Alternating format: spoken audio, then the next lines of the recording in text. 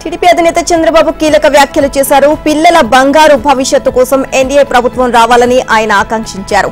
ప్రజాగళం సభలకు వస్తున్న స్పందన చూస్తుంటే ఈ ఎన్నికల్లో వైసీపీ చిత్తుగా ఓడిపోవడం ఖాయమని అన్నారు.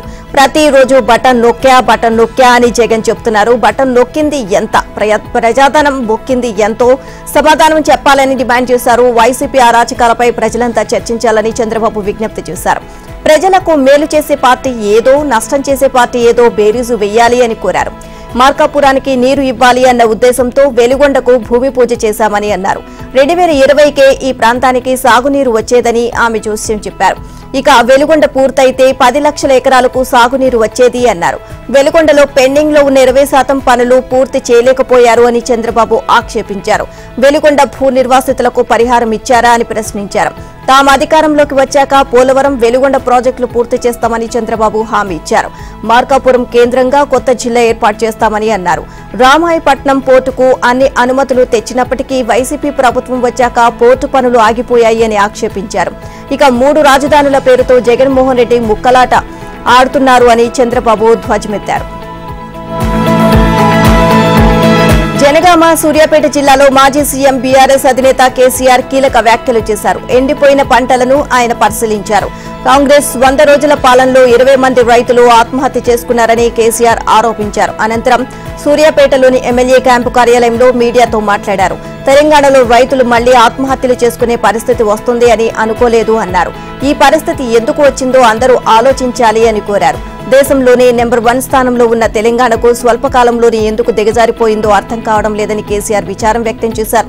రైతు బంధు పేరిట పెట్టుబడి సాయం తాము అందించడంతో వ్యవసాయం అద్భుతమైన దశకు వెళ్లింది అన్నారు. గత 8 ఏళ్లుగా బోరు బండ్లు బంద్ అయితే ఇప్పుడు పల్లెల్లో బోర్ల హోరు వినిపిస్తోంది అని తెలియజేశారు. ప్రభుత్వ తెలివి తక్కువతనంతోనే ఇదంతా జరుగుతోంది అన్నారు.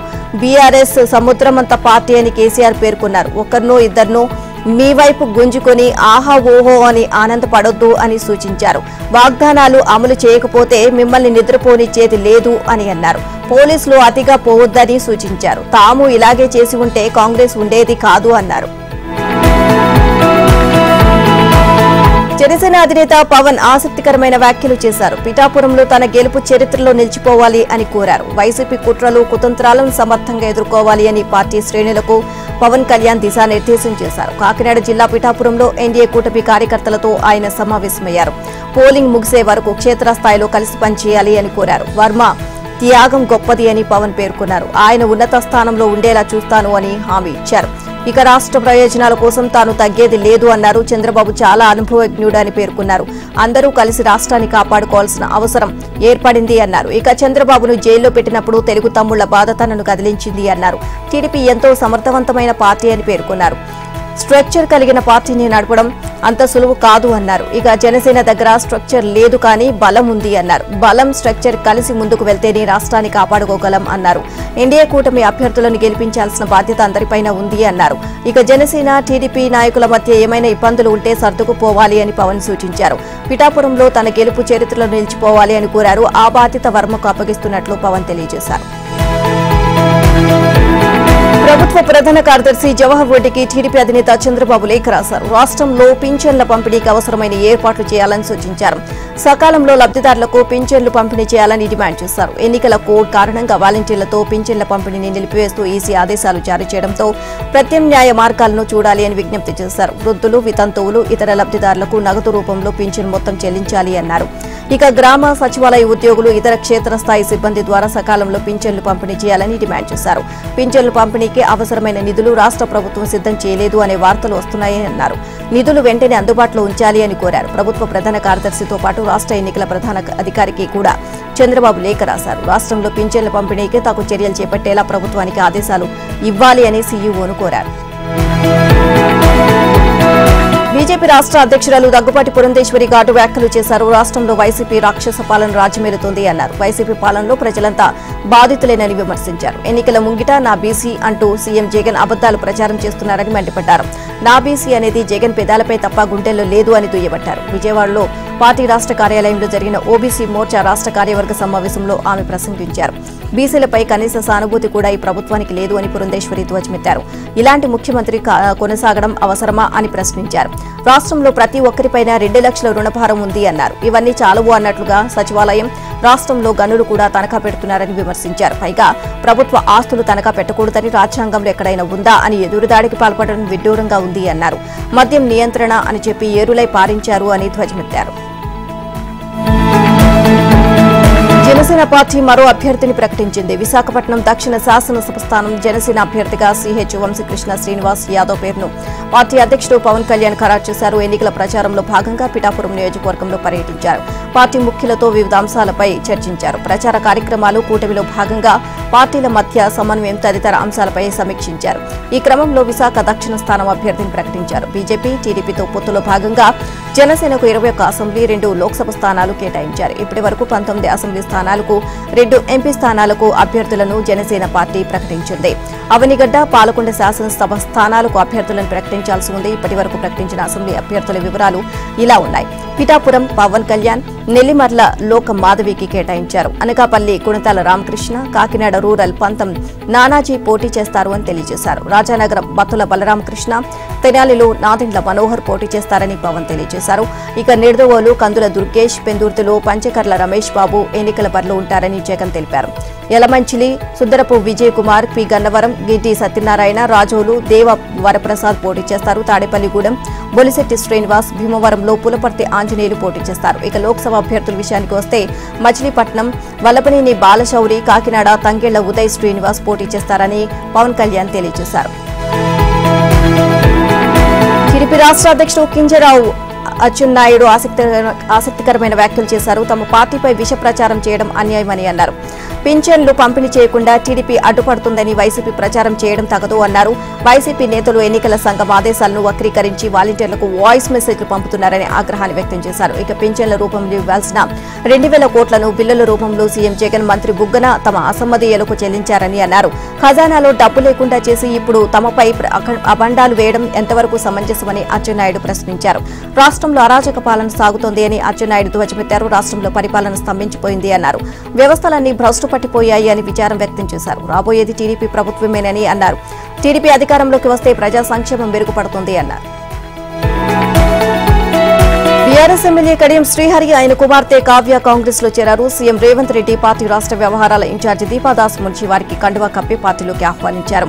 ఇటీవల కడియం కావ్యకు బీఆర్ఎస్ వరంగల్ లోక్సభ టికెట్ ఇచ్చింది. పోటీ చేసే ఉద్దేశం లేదు అంటూ బీఆర్ఎస్ టికెట్ ను ఆమె తిరస్కరించారు. మరోవైపు జీహెచ్ఎంసీ మేయర్ గద్వాల్ విజయలక్ష్మి కాంగ్రెస్ లో చేరారు. ఆమె తండ్రి రాజ్యసభ సభ్యుడు కె కేశవరావు కూడా పార్టీలో చేరనున్నట్లు తెలియజేశారు. ఇక లోక్సభ ఎన్నికలకు ముందు కడియం శ్రీహరి అలాగే ఆయన కుమార్తె కావ్య కాంగ్రెస్ లో చేరడంతో గులాబీ పార్టీకి పెద్ద షాక్ తగిలినట్లయింది. భూ కబ్జాలు, ఫోన్ ట్యాపింగ్, లిక్కర్ స్కామ్ తదితర అంశాలు బీఆర్ఎస్ ప్రతిష్టను దిగజార్చాయి అని పేర్కొంటూ లోక్సభ అభ్యర్థిత్వం నుంచి కావ్య తప్పుకున్నారు. జిల్లాలోని నాయకుల మధ్య సమన్వయం, సహకారం లేకపోవడంతో ఎవరికి వారే యమునా తీరే అన్న చందంగా వ్యవహరిస్తుండడం పార్టీకి మరింత నష్టం చేసింది. బీజేపీ అగ్రనేత మాజీ ఉప ప్రధాని లాల్ కృష్ణ అద్వానీకి అత్యున్నత పౌర పురస్కారం భారత రత్నను ప్రదానం చేశారు. రాష్ట్రపతి ద్రౌపది ముర్ము స్వయంగా ఆయన ఇంటికి వెళ్లి అవార్డును అందజేశారు. అనారోగ్య సమస్యలతో బాధపడుతున్న నేపథ్యంలో రాష్ట్రపతి భవన్లో జరిగిన అవార్డుల ప్రధానోత్సవానికి ఆయన హాజరు కాలేకపోయారు. దీంతో ఆయన నివాసానికే వెళ్లి నేడు పురస్కారాన్ని అందించారు. ఈ కార్యక్రమానికి ప్రధానమంత్రి నరేంద్ర మోదీ, ఉపరాష్ట్రపతి జగదీప్ ధన్ఖడ్, మాజీ ఉపరాష్ట్రపతి వెంకయ్యనాయుడు హాజరయ్యారు. ఇసుక మాఫియా రెచ్చిపోతుంది. ఇసుక కోసం విసుగు లేని ప్రయాణం సాగిస్తోంది. నెల్లూరు జిల్లా ఆత్మకూరు నియోజకవర్గంలో అదుపు లేని విధంగా ఇసుక మాఫియా చెలరేగిపోతుంది. అనంత సాగరం మండలం మడపటి కంబంపాడు ఇసుక రీచ్లు భారీ మెషిన్లతో ఇసుక తవ్వకాలు చేపట్టి సొమ్ము చేసుకుంటున్నారు. ఎన్నికల కోడ్ నేపథ్యంలో ఇసుక రీచ్లను పరిశీలించిన ఆర్టీఓ మధులత ఎన్నికలు ముగిసే వరకు ఇసుక రీచ్లు ఎలాంటి తవ్వకాలు చేయవద్దు అని ఆదేశించారు. అయినా సరే ఇసుక మాఫియా మాత్రం వెనక్కి తగ్గడం లేదు. ఇసుక మాఫియా అధికారుల ఆదేశాలను బేఖాతరు చేస్తుంది. ఇసుక అక్రమ తవ్వకాలను జోరు పెంచింది. ఇక ఎన్నికల కోడ్ అమల్లో ఉన్నా సరే వైసీపీ నేతలు మాత్రం ఇసుక తవ్వకాలను ముమ్మరంగా చేపడుతున్నారు. ఇక అధికారులు సైతం చూసి చూడనట్లు వ్యవహరిస్తుంది అని విమర్శలు వెల్లువెత్తుతున్నాయి. అకాల వర్షాలతో పంట నష్టపోయిన రైతులను ఆదుకోవాలని బీజేపీ జాతీయ ప్రధాన కార్యదర్శి ఎంపీ బండి సంజయ్ డిమాండ్ చేశారు. ఎకరాకు 25,000 పరిహారం చెల్లించాలని డిమాండ్ చేశారు. పంట నష్టపోయిన రైతులకు కాంగ్రెస్ ప్రభుత్వం ఇప్పటి వరకు పరిహారం అందించకపోవడం అన్యాయమని అన్నారు. సాగునీరు అందక పంటలు ఎండిపోతున్నా ప్రభుత్వం పట్టించుకోవడం లేదు అని బండి సంజయ్ విమర్శించారు. ఇక పంట నష్టపోయిన రైతులకు ఎకరాకు 25,000 చొప్పున పరిహారం చెల్లించాలని బండి సంజయ్ పట్టుబట్టారు. తక్షణమే వడ్ల కొనుగోలు కేంద్రాలను ప్రారంభించాలని విజ్ఞప్తి చేశారు. అసెంబ్లీ ఎన్నికల్లో కాంగ్రెస్ ఇచ్చిన హామీ మేరకు క్వింటాలకు 500 బోనస్ ప్రకటించాలని డిమాండ్ చేశారు. రైతుల సమస్యలపై కరీంనగర్ పార్లమెంటు నియోజకవర్గ పరిధిలో ఆందోళన కార్యక్రమాలను చేపడతామన్నారు. అన్ని మండలాల్లో అధికారులకు వినతి పత్రాలు అందజేస్తామని తెలియజేశారు. రేపు కరీంనగర్ జిల్లా కలెక్టరేట్ కేంద్రం వద్ద ఉదయం 10 నుంచి మధ్యాహ్నం 2 గంటల వరకు రైతు దీక్ష చేపడతామని ప్రకటించారు. కల్లాల వద్ద బస చేసి రైతులు పడుతున్న బాధలను తెలుసుకుని ప్రభుత్వం దృష్టికి తీసుకువెళ్తామన్నారు. ప్రజా సంఘాలు తన దీక్షకు సంఘీభావం తెలపాలి అని కోరారు. మహిళలు, వృద్ధులు, విద్యార్థులకు కాంగ్రెస్ ఇచ్చిన హామీల అమలు కోసం కూడా ఆందోళన కార్యక్రమాలు చేపడతామన్నారు. తేమ, తరుగుతో సంబంధం లేకుండా వడ్లను పూర్తిగా ప్రభుత్వమే కొనుగోలు చేయాలని బండి సంజయ్ డిమాండ్ చేశారు. రైతులకు మెరుగైన ధర అందించాలని ఆయన విజ్ఞప్తి చేశారు. కాంగ్రెస్ జనరల్ సెక్రటరీ ప్రియాంక గాంధీ ఆసక్తికరమైన వ్యాఖ్యలు చేశారు. ఆనాడు ధర్మం కోసం రావణుడితో యుద్ధం చేసిన రాముడికి కూడా అధికారం లేదు అన్నారు. రాముడు సత్యం, ధర్మం కోసం పోరాడినప్పుడు అతడి చేతిలో అధికారం లేదు అన్నారు. రామభక్తులుగా చెప్పుకునే నేటి అధికార పార్టీ నాయకులు ఆయన నుంచి నేర్చుకోవాల్సింది ఎంతో ఉంది అన్నారు.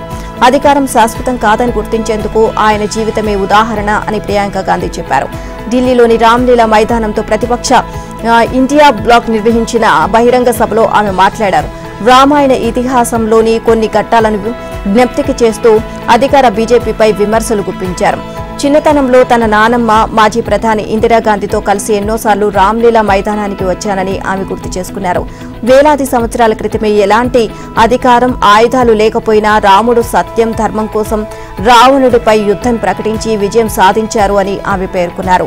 ప్రస్తుతం ఇండియా కూటమి కూడా ధర్మం కోసమే పోరాటం చేస్తుంది అని తెలిపారు. అన్ని పార్టీలను ఎన్నికల సంఘం సమాన దృష్టితో చూడాలి అని ఆమె కోరారు. అప్రజాస్వామిక అడ్డంకులను తొలగించి ప్రజాస్వామ్యాన్ని పరిరక్షించాలి అని ప్రియాంక కోరారు. ఎన్నికల ప్రక్రియ ముగిసే వరకు ప్రతిపక్ష నేతలపై ఈడీ, సిబిఐ, ఐటీ దాడులను నిలిపివేసేలా ఎన్నికల సంఘం ఆదేశాలు జారీ చేయాలని డిమాండ్ చేశారు. జార్ఖండ్ మాజీ ముఖ్యమంత్రి హేమంత్ సోరెన్, ఢిల్లీ సీఎం అరవింద్ కేజ్రీవాల్ ను వెంటనే విడుదల చేయాలని ప్రియాంక కోరారు.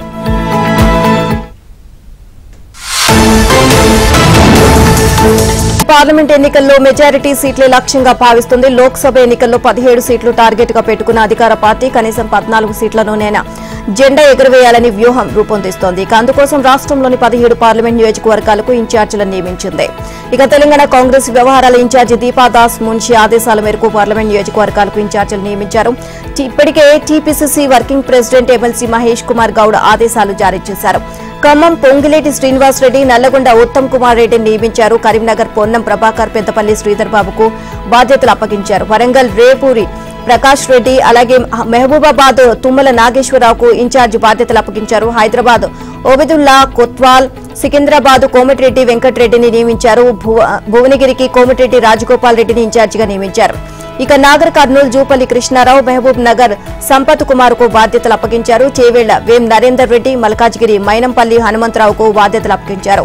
మెదక్ కొండ సురేఖ, నిజామాబాద్ సుదర్శన్ రెడ్డి నియమించారు. ఆదిలాబాద్ సీతక్క, జహీరాబాద్ పార్లమెంటుకు దామోదర్ రాజనరసింహను ఇన్ఛార్జిగా నియమించారు.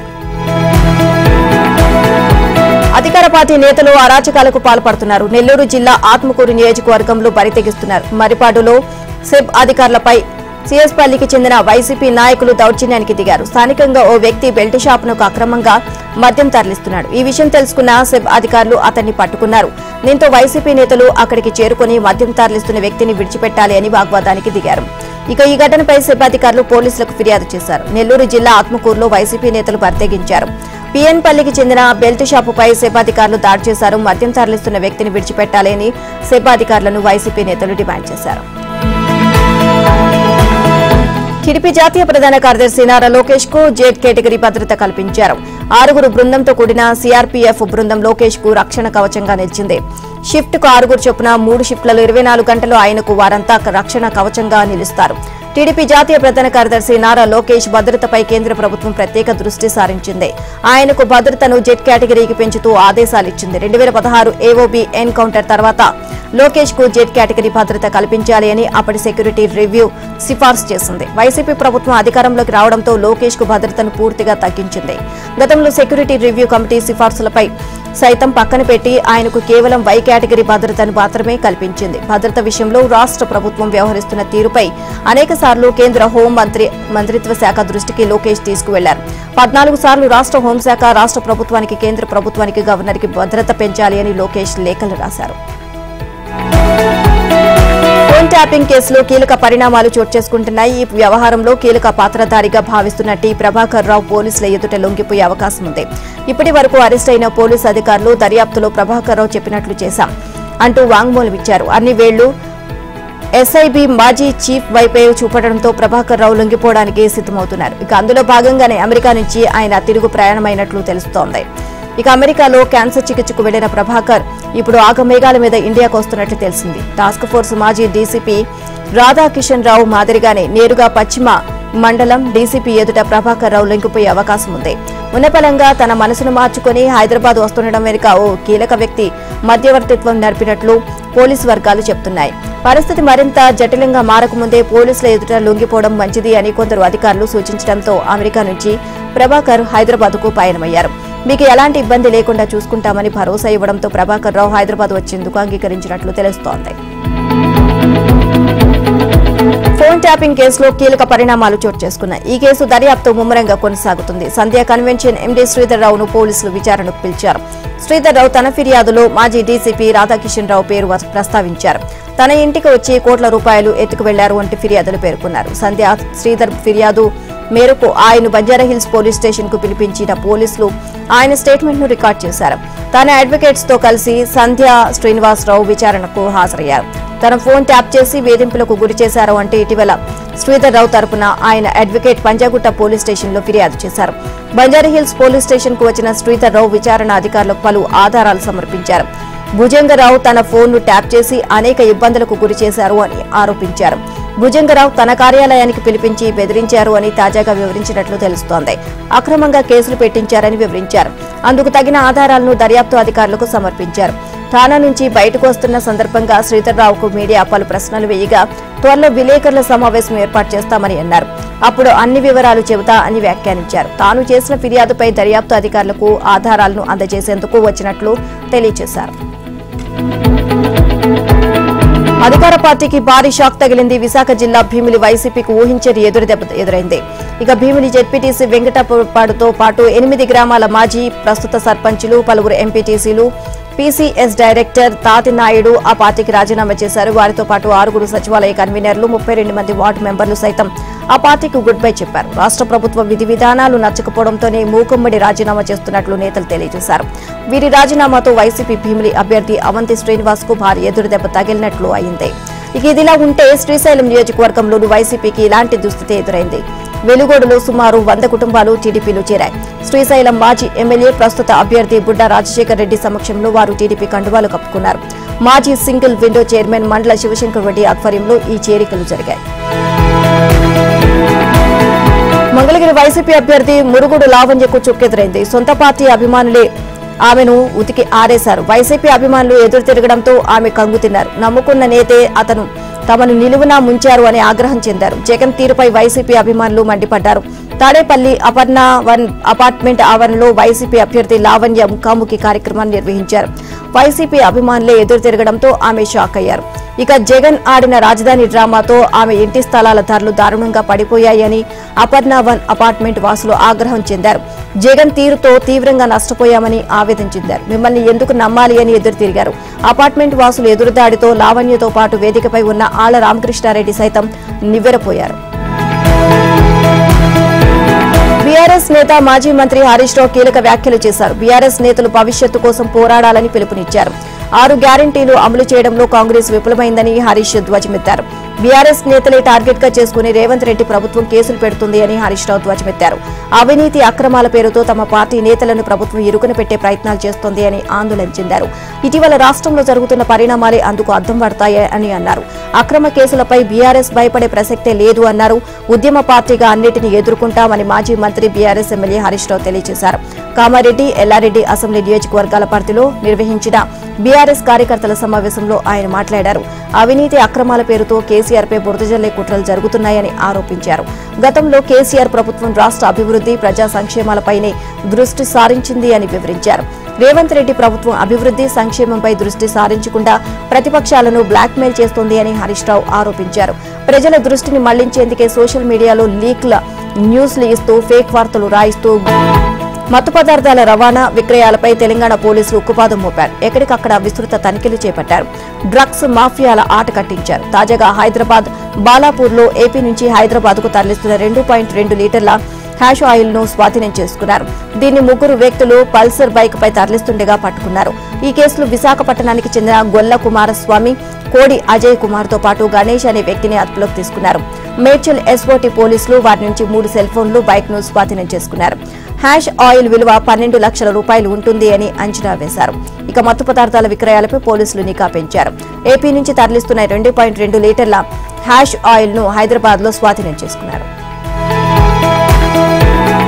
టీడీపీ జాతీయ ప్రధాన కార్యదర్శి నారా లోకేష్ కీలక వ్యాఖ్యలు చేశారు. తాము అధికారంలోకి వచ్చాక మైనింగ్ దోపిడీపై పూర్తి స్థాయి విచారణ జరిపించి అక్రమార్కులపై కఠిన చర్యలు తీసుకుంటామని హెచ్చరించారు. తాడేపల్లి మండలం కుంచెనపల్లిలోని అన్నపూర్ణ రెసిడెన్సీ అపార్ట్మెంట్ వాసులతో ఆయన ముఖాముఖి నిర్వహించారు. 5 ఏళ్ల జగన్ పాలనలో జ్యుడిషియరీ తప్ప మిగతా వ్యవస్థలన్నీ ధ్వంసమయ్యాయని మండిపడ్డారు. ప్రజాప్రభుత్వం ఏర్పాటయ్యాక ఈ వ్యవస్థలన్నింటినీ తిరిగి బలోపేతం చేస్తామని అన్నారు. చట్టాలను అందరూ గౌరవించేలా చర్యలు చేపడతామని తెలిపారు. సరళతరమైన ఇసుక విధానాన్ని అమల్లోకి తెచ్చి నిర్మాణ రంగానికి పూర్వ వైభవం తీసుకొస్తామని హామీ ఇచ్చారు. అభివృద్ధి, సంక్షేమాలను జోడేడ్ల బండిలా నడిపించాలి అనేదే టీడీపీ సిద్ధాంతమని తెలియజేశారు. యువతకు ఉద్యోగాల కల్పనే తప్ప తమ మొదటి ప్రాధాన్యమని లోకేష్ పేర్కొన్నారు. ఎన్నికల తర్వాత రాజకీయాలకు అతీతంగా వాలంటీర్ వ్యవస్థను అభివృద్ధి చేసి ప్రభుత్వానికి, ప్రజలకు మధ్య సంక్షేమ వారధిగా తీర్చిదిద్దుతామని అభయమిచ్చారు. టీడీపీ అధికారంలోకి వచ్చాక మెరుగైన ఇసుక పాలసీతో ఇసుక అందుబాటులోకి తెస్తామని లోకేష్ చెప్పారు. అమరావతి పనులు కొనసాగించి అందరికీ చేతినిండా పని కల్పిస్తామని భరోసా ఇచ్చారు. భవన నిర్మాణ కార్మికులను ఆదుకుంటాము అని హామీ ఇచ్చారు. ఉండవల్లి నివాసంలో భవన నిర్మాణ కార్మికులతో ఆయన సమావేశమయ్యారు. టీడీపీ పాలనలో ట్రాక్టర్ ఇసుక 1500 ఉంటే నేడు 5000 నుంచి 7000కు పెరిగింది అన్నారు. జగన్ పాలనలో ఆత్మహత్యలు భవన నిర్మాణ కార్మికులతోనే ప్రారంభమయ్యాయి అని లోకేష్ విచారం వ్యక్తం చేశారు. చెన్నైతో జరిగిన మ్యాచ్లో ఢిల్లీ జట్టు 20 పరుగుల తేడాతో విజయం సాధించింది. మెగా టోర్నీలో ఖాతా తెరిచింది. ఐపీఎల్ 2024 ఢిల్లీ జట్టు ఎట్టకేలకు ఖాతా తెరిచింది. విశాఖ వేదికగా చెన్నైతో జరిగిన మ్యాచ్లో ఆ జట్టు 20 పరుగుల తేడాతో విజయం సాధించింది. ఇక తొలుత బ్యాటింగ్లో 191 పరుగులు చేసిన ఢిల్లీ అనంతరం బౌలింగ్లో చెన్నైని 171 పరుగులకే కట్టడి చేసింది. ఆ జట్టులో రెహానే టాప్ స్కోరర్గా నిలిచారు. చివర్లో ధోని మెరుపులు మెరిపించిన ఆ జట్టును విజయ తీరాలకు చేర్చలేకపోయాడు. ఓపెనర్లు రుతురాజ్ గైక్వాడ్, రచిన్ రవీంద్ర ఘోరంగా విఫలమవడం చెన్నైకి ప్రతికూలంగా మారింది. ఇక డారిల్ మిచెల్ రాణించాడు. శివం దుబే 18, రవీంద్ర జడేజా 21 పరుగులు చేశారు. ఢిల్లీ బౌలర్లో ముఖేష్ కుమార్ 3, ఖలీల్ అహ్మద్ 2, అక్షర్ పటేల్ 1 వికెట్ తీశారు. టాస్ గెలిచి తొలుత బ్యాటింగ్ చేసిన ఢిల్లీ నిర్ణీత 20 ఓవర్ల 5 వికెట్ల నష్టానికి 191 పరుగులు చేసింది. ఢిల్లీ జట్టు భారీ స్కోరు నమోదు చేసింది. జల్లై బౌలర్లో పతిరన్ 3 వికెట్లు తీయగా ముస్తాఫిజుర్, జడేజా తలో వికెట్ తీశారు. ఇక ఈ సీజన్లో ధోని బ్యాటింగ్ కు దిగడం తొలిసారి. రోడ్డు ప్రమాదంలో గాయపడిన తర్వాత మొదటిసారి ఐపీఎల్ ఆడుతున్న రిషబ్ పంత్ హాఫ్ సెంచరీ చేయడం కూడా తొలిసారి. ఈ సీజన్లో ఢిల్లీ ఓపెనర్ పృథ్వీ షాకు ఇది మొదటి మ్యాచ్. ఆడిన ఫస్ట్ మ్యాచ్లోనే ధనాధన్ ఆట తీరుతో అలరించాడు.